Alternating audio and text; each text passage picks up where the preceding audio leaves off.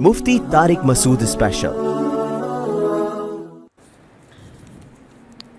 اور مرد جو چھپ کے شادی کرتے ہیں نا اور چھپا کے ہمیشہ رکھتے ہیں، رشتہ داروں کو بھی نہیں بتاتے، تو میں خواتین کو کہتا ہوں ایسا مرد عام طور پہ نباہ کرتا نہیں ہے۔ میں سب پہ الزام نہیں لگا رہا، لیکن عام طور پہ نباہ کرتا نہیں۔ وہ چسکے لینے کے بعد جب دل بھرتا ہے نا، پھر بیوی لگتی ہے اس کو بوجھ کہ یار میں نے خام خواہ کی ٹینشن پال لی۔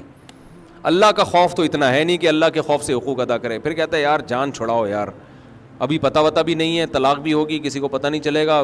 پھر وہ حق دینا چھوڑ دیتا ہے، عورت کو مجبور کرتا ہے خود طلاق مانگے، اور پھر وہ سوچتا ہے کہ اس کے ساتھ تو اتنا ٹائم گزار لیا، اب کوئی نیا پیس تلاش کرو۔ تو یہ آدمیوں کی فطرت ہوتی ہے۔ میں خواتین کو بتا رہا ہوں، آپ کو نہیں بتا رہا، آپ لوگوں کو، یہ جو خواتین بیان سن رہی ہیں ان کو بتا رہا ہوں کہ آدمی کو جب چسکے لگ جاتے ہیں نا، تھوڑے دنوں میں اس کے چسکے ہو جاتے ہیں پورے، تو جب سب کو پتہ ہوتا ہے تو چھوڑنا آسان نہیں ہوتا۔ جب پتہ ہی نہیں ہوتا تو شروع میں تو محبتیں ہوتی ہیں، اس کے بعد جب دل بھر جاتا ہے نا اس کا، وہ کہتا ہے یہاں سے سائڈ پکڑو، کسی اور سے کرو شادی۔ تو پھر وہ یہ نہیں کہے گا کہ آپ طلاق لے لو، پھر وہ ایسا ٹارچر کرے گا کہ یہ لے طلاق۔ تو ایسے بہت سارے کیسز میرے سامنے آ چکے ہیں۔ تو خاندانی ہونے کی علامت یہ بانگے دھول کرو، ایسی کی تیسی، جس کے باپ نے روکنا ہے روک کے دکھا دے، ایسی کی تیسی کر رہا ہوں، جو اکھاڑنا ہے اکھاڑ لو۔ تو کیا کر لے گی بھائی؟ چلو تھوڑا سا اب میں ذرا تھوڑا سا آپ کو موٹیویٹ کر رہا ہوں، میں فارم میں آ گیا ہوں۔ کیا کر لے گی مجھے یہ بتاؤ، یہ خاندان والے کیا کر لیں گے؟ نہیں مجھے بولو نا، کیا ڈر، مسئلہ کیا ہے آپ کے ساتھ؟ کیا کر لیں گے خاندان والے؟ دھمکیاں دیں گے، سر پھاڑنے کی دھمکیاں دیں گے، یہ کریں گے۔ کوئی کسی کو نہیں سر پھاڑ سکتا بھائی ایسے، سمجھ رہے ہو؟ سر اسی کا پھٹتا ہے جو آرام سے نا گھبرا رہا ہو بیٹھ کے، میں نے کر لی ہے، میں بہت پریشان ہوں، میں معذرت۔ بولو بھائی میں نے کر لی ہے، میں نے زنا نہیں کیا، میں نے شادی کی ہے، میں اس کے بھی حقوق ادا کروں گا۔ پہلی والی کی محبت میرے دل میں کم نہیں ہوئی ہے، دوسرے کے بھی پراپر حقوق میں کوتاہی کروں تو میرا سر پھاڑو، یہ ڈنڈا ہے اس سے سر پھاڑ دینا۔ حقوق میں کوتاہی نہیں کی، کسی کے باپ میں دم میں روک کے دکھائے ایسی کی تیسی، جاؤ جو اکھاڑنا ہے اکھاڑ لو۔ اس کے بعد پھر کرتے ہوئے نہیں بتاؤ، کرتے ہوئے اس لیے کہ وہ آپ کا نہیں اکھاڑیں گے۔ مسئلہ یہ ہوتا ہے کہ پھر وہ پھر مسئلہ این شادی میں ایسا کھلارا ڈلے گا نا۔ میں نے ایسی شادیاں بھی دیکھی ہیں، دوسری شادی میں سسرال والے پہنچ گئے، قاضی بھی پٹا ہے، اس کی ہو نہیں رہی، وہ بلا وجہ پٹ رہے، اور وہ ایک شور شرابہ دھوم، وہ بہت ہی مسائل کھڑے ہو جاتے ہیں۔ تو ٹھیک ہے کرتے ہوئے آپ نے ذرا چھپا لے، لیکن اس کے بعد بتا دے کہ بھائی ہو گئی ہے، ہمیشہ چھپا کے نہیں رکھے۔ اور کرتے ہوئے بھی چھپائے، چلو بیوی سے چھپا لیا نا، دوستوں سے کیوں چھپا رہا ہے تو یہ دوستوں سے بھی چھپا رہا ہے، اس کا مطلب اس کے دل میں کیا ہے؟ چور ہے پھر۔ تو اس لیے خاندانی آدمی یہی ہوتا ہے بھائی، پراپر حقوق ادا کرنے، باریاں دینی ہے۔ یہ جو آڑا ترشا معاملہ ہے نا، حقوق معاف کروا لیے، جائز ناجائز کی میں بات نہیں کر رہا، لیکن یہ خاندانی شادی نہیں ہوتی۔ اور کوئی بھی غیرت مند باپ اس طرح دیتا بھی نہیں ہے اپنی بیٹی، وہ کہتا ہے بھائی پراپر جو اس کا حق ہے وہ اس کو دو گے تو ٹھیک ہے۔ پھر کیا ہوتا ہے، وہ جو مجبور عورتیں ہوتی ہیں پھر ان سے لوگ رابطے کر رہے ہوتے ہیں، وہ بیچاری مجبور ہوتی ہے، وہ کہتی ہے یار مجھے تو ویسے بھی کوئی حقوق نہیں مل رہے، تو چلو something is better than nothing. ان بیچاریوں کو یہ نہیں پتا ہوتا کہ یہ تھوڑے دنوں تک حقوق دے گا، اس کے بعد یہ بھی نہیں ملیں گے، یہ لٹکا دے گا۔ بہت کیسز آئے ہیں میرے سامنے ایسے۔ تو کرو یار، انسان کے بچے بنو، گھی کھایا کرو، دیسی گھی، بکری کا دودھ پیو، گائے کا تازہ دودھ پیو، دیسی انڈے کھاؤ، دیسی مرغی کھاؤ۔ اس کے بعد آپ کے اندر ایک اللہ تعالیٰ ایک وجاہت پیدا کرے گا۔ اچھا بھائی میں دوسری شادی کرنا چاہتا ہوں، ایک ہمدردی کے طور پر، اور اسے چاہتا بھی ہوں، سبحان اللہ، اور اپنی بیوی سے ہمدردی کے طور پہ کر رہا ہوں لیکن اسے چاہتا بھی ہوں۔ اچھا چلو اچھی بات ہے۔ ان کا مقصد یہ ہے کہ میں دوسری شادی کرنا چاہ رہا ہوں، جس سے کر رہا ہوں اس کی طرف رجحان بھی ہے، اور اس کا نیت بھی ہے کہ گھر بھی بسا لوں گا، وہ پریشان ہوگی وہ خاتون، لیکن میں اس کو ٹائم نہیں دوں گا، پہلی بیوی کو بتاؤں گا نہیں، اور اس کو خرچہ بھی کم دوں گا پہلی کی نسبت، اور وہ اس پہ راضی بھی ہے۔ تو بھائی عورت کا حق ہے، جب وہ اپنا حق چھوڑنے پہ راضی ہے تو ٹھیک ہے۔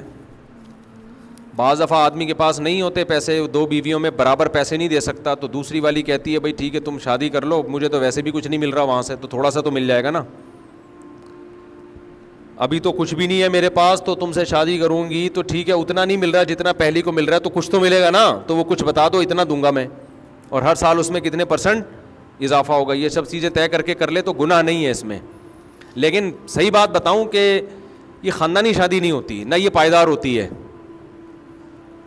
تو خاندانی یہی ہوتی ہے بھائی، کر کے اللہ پہ توکل کیا، بس دونوں میں برابری کرو، اللہ مالی وسعت بھی دے دیتا ہے، مال میں برکت بھی دے دیتا ہے.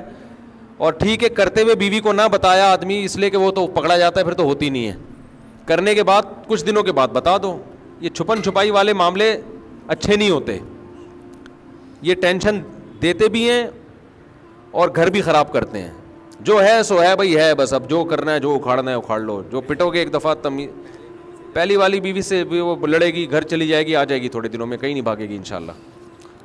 تو یہ طریقہ تمیز والے لوگوں کا ہوتا ہے. جو چھپن چھپائی ہے نا، زنا سے بچنے کے لیے تو بہتر ہے نکاح کر لے، بھلے چھپ کے کر لے، لیکن خاندانی بات یہی ہے کہ ایسی کی تیسی سب کو پتا ہو بھائی، یہ گھر والوں کو رشتہ داروں کو، بھائی اس کی 2 ہیں 3 ہیں جو ہیں سامنے. وقتی طور پر اس کو مجبوری ہوتی ہے بعض دفعہ، اگر فوراً بتا دیا نا تو پکڑا جائے گا، تو پھر گیا کام سے گیا، بس کہاں گیا یہ سمجھ رہے ہو، قبرستان بھی جا سکتا ہے پھر. تو ٹھیک ہے کرتے ہوئے آپ نے ذرا چھپا لے، لیکن اس کے بعد بتا دے کہ بھائی ہو گئی ہے. ہمیشہ چھپا کے نہیں رکھے، اور کرتے ہوئے بھی چھپائے. چلو بیوی سے چھپا لیا نا، دوستوں سے کیوں چھپا رہا ہے تو یہ دوستوں سے بھی چھپا رہا ہے، اس کا مطلب اس کے دل میں کیا ہے، چور ہے پھر. تو اس لیے خاندانی آدمی یہی ہوتا ہے بھائی، پراپر حقوق ادا کرنے، باریاں دینی ہے. یہ جو آڑا ترچھا معاملہ ہے نا، حقوق معاف کروا لیے، جائز ناجائز کی میں بات نہیں کر رہا، لیکن یہ خاندانی شادی نہیں ہوتی. اور کوئی بھی غیرت مند باپ اس طرح دیتا بھی نہیں ہے اپنی بیٹی. وہ کہتا ہے بھائی پراپر جو اس کا حق ہے وہ اس کو دو گے تو ٹھیک ہے. پھر کیا ہوتا ہے، وہ جو مجبور عورتیں ہوتی ہیں پھر ان سے لوگ رابطے کر رہے ہوتے ہیں، وہ بیچاری مجبور ہوتی ہے، وہ کہتی ہے یار مجھے تو ویسے بھی کوئی حقوق نہیں مل رہے، تو چلو something is better than nothing. ان بیچاریوں کو یہ نہیں پتا ہوتا کہ یہ تھوڑے دنوں تک حقوق دے گا، اس کے بعد یہ بھی نہیں ملیں گے، یہ لٹکا دے گا. بہت کیسز آئے ہیں میرے سامنے ایسے. تو کرو یار، انسان کے بچے بنو، گھی کھایا کرو، دیسی گھی، بکری کا دودھ پیو، گائے کا تازہ دودھ پیو، دیسی انڈے کھاؤ، دیسی مرغی کھاؤ.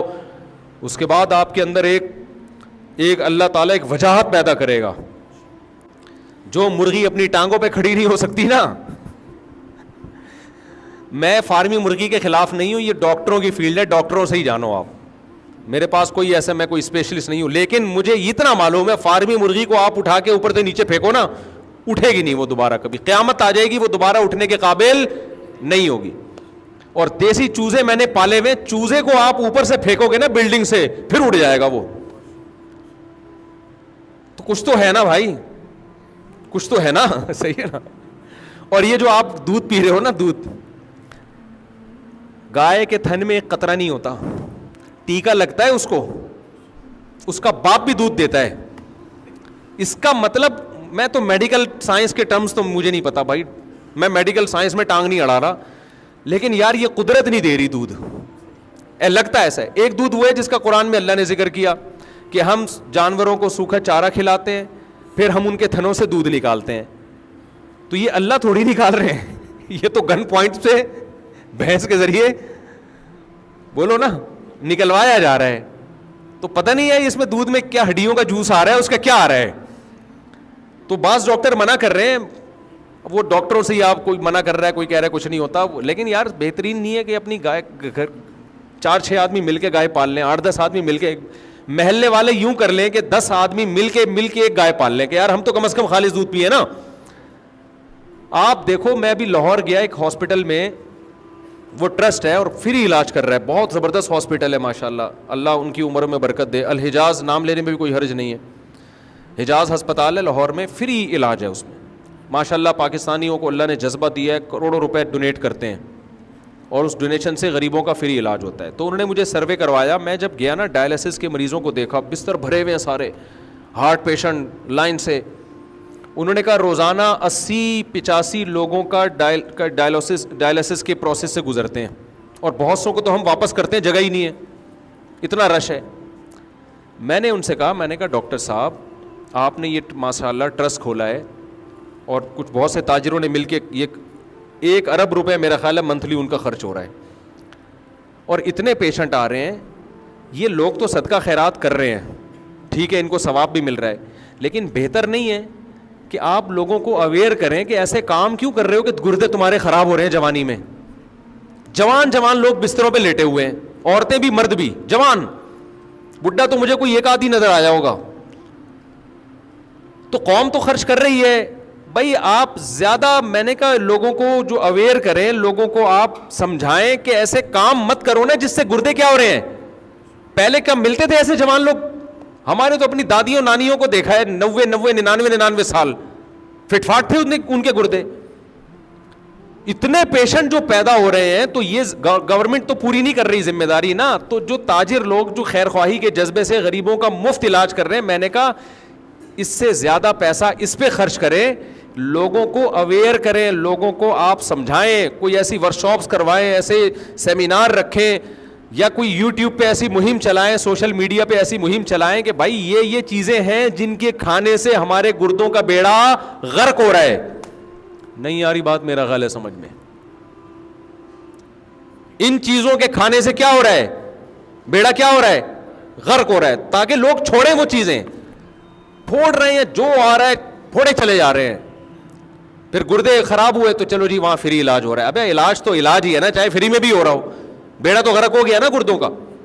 پھر جوان لوگ ہارٹ کے پیشنٹ ہیں, تو بھائی میں نے کہا اتنے اربوں روپے ان مریضوں کے علاج پہ خرچ ہو رہے ہیں, یہ آدھے سے بھی کم خرچ ہو سکتے ہیں ان غریبوں کا ریشو ختم کرنے میں. ریشو کم ہو جائے گا, آپ پیسہ خرچ کریں. میں نے کہا ہم بھی اس مہم میں انشاءاللہ آپ کے ساتھ ہوں گے, اس کو پروموٹ کرنے میں پورا ساتھ دیں گے, ہمارے لیے بھی صدقہ جاریہ بنے یہ چیز. اس میں لوگوں کو اویئر کریں کہ بھائی یہ چیزیں ہیں جو ہارٹ کی بیماری کا ذریعہ بن رہی ہیں, چھوڑ دو یہ کھانا چھوڑ دو, پابندیاں لگوائیں. غریب آدمی کہتا ہے میں کہاں سے دیسی گھی کھاؤں, غریب آدمی کہتا ہے میں کیسے خالص غذائیں کھاؤں, تو کم کھا لو نا. نہیں, غریب کی سمجھ میں یہ بات, کم کھانے والی بات غریب کی سمجھ میں بھی نہیں آئے گی. بھائی کم کھاؤ, اچھا کھاؤ, لیکن کم کھانے سے کبھی بھی بیمار نہیں ہوتا, خوب سمجھ لو. اگر کوئی اس خوش فہمی میں مبتلا ہے نا, یا اس غلط فہمی میں مبتلا ہے کہ میں کم کھاؤں گا تو میں کمزور ہو جاؤں گا, ایسی کوئی رپورٹ. اگر کم کھانے سے صحت خراب ہوتی تو اسلام کم کھانے کی ترغیب نہ دیتا. حدیث میں کم کھانے کی ترغیب ہے, زیادہ کھانے کی ایک فضیلت پر ایک ضعیف حدیث بھی نہیں ہے. صحابہ کرام جو لڑتے تھے اتنی بھاری بھرکم تلواریں اٹھا کے, روم اور فارس کی حکومتوں کو تباہ کر دیا, تو کیا وہ 3 ٹائم پھوڑتے تھے کیا؟ قرآن میں 3 ٹائم کھانے کا تذکرہ ہی نہیں ہے, 2 ٹائم ہے. جنت میں 2 ٹائم ان کو رزق ملے گا. ہم تو وہاں جنت میں ٹینشن میں آ جائیں گے, یہ کیا 2 ٹائم کیوں رزق مل رہا ہے بھائی؟ یہ بکرتا ہوں عشیہ قرآن میں آتا ہے نا. اگرچہ اس کا مطلب ہے کہ ایک کنایا ہے, لیکن الفاظ تو قرآن نے وہی استعمال کیے جو عرب میں رائج تھے, صبح اور شام. تو 2 ٹائم کا کہی, تو انگریزوں نے ہمیں 3 ٹائم کے کھانے پہ ڈالا ہے. میں بھی کھاتا ہوں 3 ٹائم کا کھانا, لیکن فضائل نہیں بیان کرتا. فضائل کم کھانے ہی کے ہیں, سمجھتے ہو کہ نہیں سمجھتے؟ تو غریب آدمی اچھا کھائے, پیسے نہیں ہیں تو جتنے میں گندا زیادہ کھا رہا ہے نا, اس آدھے پیسوں میں اچھا تھوڑا کھا لے. تو اس کی ضرورت ہے لوگوں کو. میں ان پیشنٹ مریضوں کو دیکھ کے حیران ہو گیا کہ یار ملک کا حال کیا ہے. جوان آدمی گٹکے کھا کے نا, کوئی سگریٹ کی وجہ سے کوئی لیٹا ہوا ہے, کوئی گٹکوں کی وجہ سے لیٹا ہوا ہے, کوئی برگر صبح شام پھوڑتا ہے, کولڈ ڈرنک پیتا ہے, اتنی چینی کھا کے. چینی, ڈاکٹر کہتے ہیں کہ سگریٹ سے زیادہ نقصان چینی کا ہے. اور یہ میں جب کہتا ہوں نا ڈاکٹر کہتے ہیں, تو عام ڈاکٹر میری مراد نہیں ہوتا, کوئی ریلائبل ڈاکٹر جو ماہر ہے نا وہ میری مراد ہوتا ہے کہ سگریٹ سے زیادہ نقصان کس کا ہے؟ چینی کا نقصان ہے. سگریٹ تو پینے والا تو برا سمجھا جا رہا ہے. اور میں ڈاکٹروں سے کہتا ہوں یہ جو سگریٹ کے ڈبے پہ آپ نے لکھوایا ہے نا, سگریٹ پینا کینسر کا سبب ہے, لوگ نہیں چھوڑیں گے سگریٹ. آپ یہ لکھوا دو سگریٹ پینے سے مردانہ کمزوری ہوتی ہے, دیکھ لو کوئی بھی نہیں پیے گا, یہ لکھوا دو تو پھر کوئی بھی نہیں پیے گا. اسی میں ایک بات خوب اچھی طرح سمجھ لیں, جب بھی کوئی مہمان آئے نا, مہمان سے 1 دفعہ کھانے کا پوچھو, 2 دفعہ, 3 دفعہ, 4تھی دفعہ مت پوچھو, وہ مصیبت میں آئے گا. میرے ساتھ ایسا اتنا زیادہ ہونے لگا ہے کہ اب میں ڈپریشن میں جانے لگا ہوں, اب میں غصہ کرنے لگا ہوں لوگوں پہ. اب کہیں بیان کے لیے گئے, یہاں سے نکل کے ادھر گئے, حضرت مفتی صاحب چائے پئیں. بھائی چائے پی لی ہے میں نے. نہیں یار, ہمارے گھر آپ آئیں اور کچھ کھائے بغیر چلے جائیں, یہ کیسے ہو سکتا ہے؟ بھائی میں نہیں کھا سکتا, میں اللہ کی قسم نہیں کھا. تھوڑا سا تو رکھنا, 6 سموسے لا کے رکھ دیے. ہم نے کیا کیا, ایک نوالا, پورا تو ختم کریں نا, 1 سموسہ پیل دیا ہم نے وہاں بیٹھے ہوئے.